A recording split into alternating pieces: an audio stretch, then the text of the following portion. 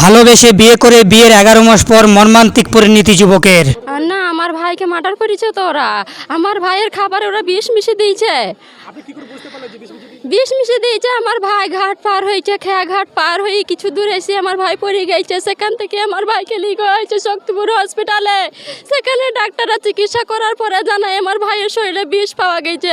শ্বশুরবাড়ির লোকজনদের অপমান সহ্য করতে না পেরে কীটনাশক খেয়ে আত্মহত্যা করল যুবক বলে অভিযোগ পরিবারের। ঘটনাটি ঘটে মুর্শিদাবাদ জেলার শক্তিপুর থানার আগুচিপাড়া গ্রামে।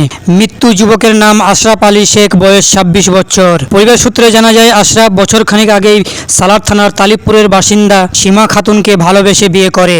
বিয়ের কিছুদিন পর থেকেই সংসারে শুরু হয় অশান্তি। স্ত্রীর সামনেই শ্বশুরবাড়ির লোকজন আশরাফকে অপমান এবং মারধর করলেই আর সেই অপমান সহ্য করতে না পেরে কীটনাশক খেয়ে আত্মহত্যা করে আশরাফ বলে অভিযোগ পরিবারের। ঘটনায় ব্যাপক চাঞ্চল্য সৃষ্টি হয় ওই এলাকায়। বহরমপুর মেডিকেল কলেজ হাসপাতালে বেশ কিছুদিন চিকিৎসাধীন থাকার পর মঙ্গলবার মৃত্যু হয় আশরাফ আলী শেখের। ময়নাতদন্তের পর দেহ বাড়ি ফিরতেই শোক নেমে আসে গোটা গ্রাম এলাকায়। ঘটনা ইতিমধ্যেই তদন্ত শুরু করেছেন সালার থানার পুলিশ। ঘটনায় পরিবারের লোকজন কে কি জানালেন শোনাবো কলকাতা সংবাদ টিভির পর্দায়। উনি আজ 11 মাস হলো বিয়ে করেছেন। উনি যাই হোক ভালোবাসা করে বিয়ে করেছেন। আমরা সেই ভালোবাসাকে মেনে নিই। আমি ওনার কাকা হচ্ছি, ভালোবাসাকে মেনে নিই। 11 মাসের ভিতরে উনি আমাদের বাড়ি এসেছিলেন 1 সপ্তাহ। 1 সপ্তাহের মধ্যে উনি আবার ওর বাবাকে ডাকে, ওর বাবাকে ডেকে আবার উনি চলে যায়।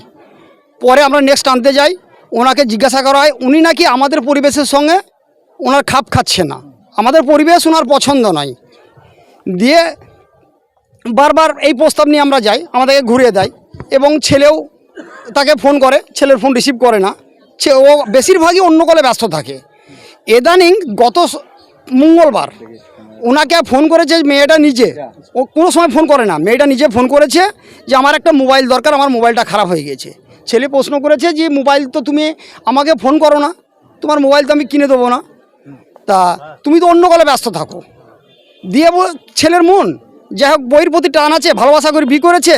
ছেলে আমাদেরকে না জানিয়ে কিন্তু অলরেডি একটা মোবাইল কিনলে চলে গেছে। মোবাইলটা অলরেডি দেয়, বৈকালবেলায় গিয়েছে, সেই মোবাইল নিয়েছে।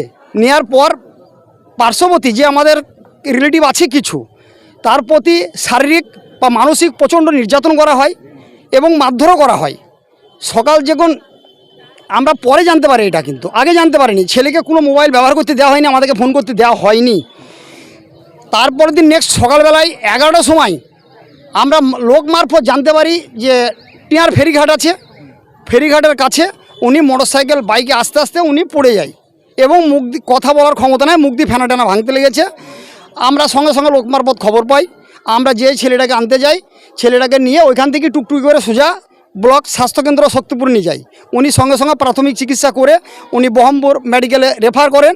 মেডিকেল রেফার করার পর ডাক্তারবাবুর সঙ্গে পরামর্শ করি কী খাইছে, কী খেয়েছে। তা বললো এমনি বিষক্রিয়া হয়েছে। বললো কী বিষক্রিয়া হয়েছে আমরা বলতে পারবো না, আমরা কিছুক্ষণ পর বলছি।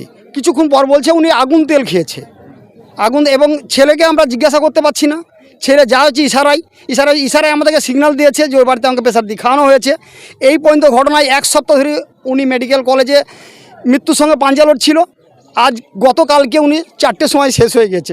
তাই আমরা এই ঘটনার সঙ্গে যারা জড়িত, এই ছেলেটাকে অকালে যে জীবনটা ঝরে গেল, একটা বাচ্চা ছেলে 24 থেকে 25 বছরের বয়স, তাই আমরা ওই ফ্যামিলির যে এর সঙ্গে জড়িত সবারই আমরা শাস্তির দাবি করছি।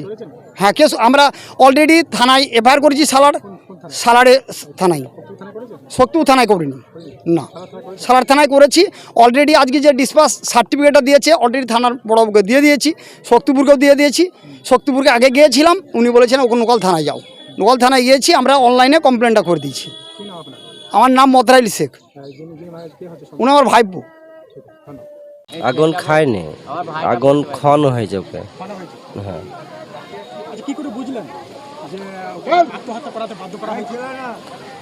আমার আগে যখন ফেরিঘাটে যখন পার হয়েও যখন আসতে পারেনি, আমার আগে লোক মাধ্যমে ফোন আসে আমাদের কাছে, দিন ওইখানে বমি করছি, এখানেও লিটি পড়ে গেছে, তা তোমরা বাড়ি থেকে এসো। আমরা এর থেকে 2 জন যাই। 2 জন যাওয়ার পরে একজন বাইক লি আর একজন টোটো গাড়ি লি আপনার শক্তিপুর হসপিটাল নিয়ে যায়।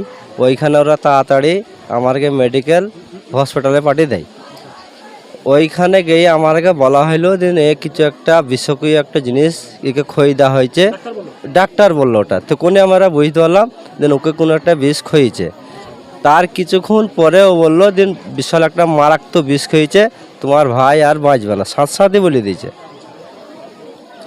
তো যখন ডাক্তার এই কথাটা বললো তখন কি আপনার ভাইকে আপনি জিজ্ঞাসা করেছিলেন যে এই যে কীটনাশক যে আমার ভাই কোনো কথা সেরকম বলতে পারেনি, বলতে পারেন প্রথম থেকেই মুখ দিয়ে রক্ত উঠছে ভাইয়ের। হ্যাঁ, আচ্ছা বহরমপুর যখন নিয়ে গেলেন ওখানে ডাক্তার কি বললো?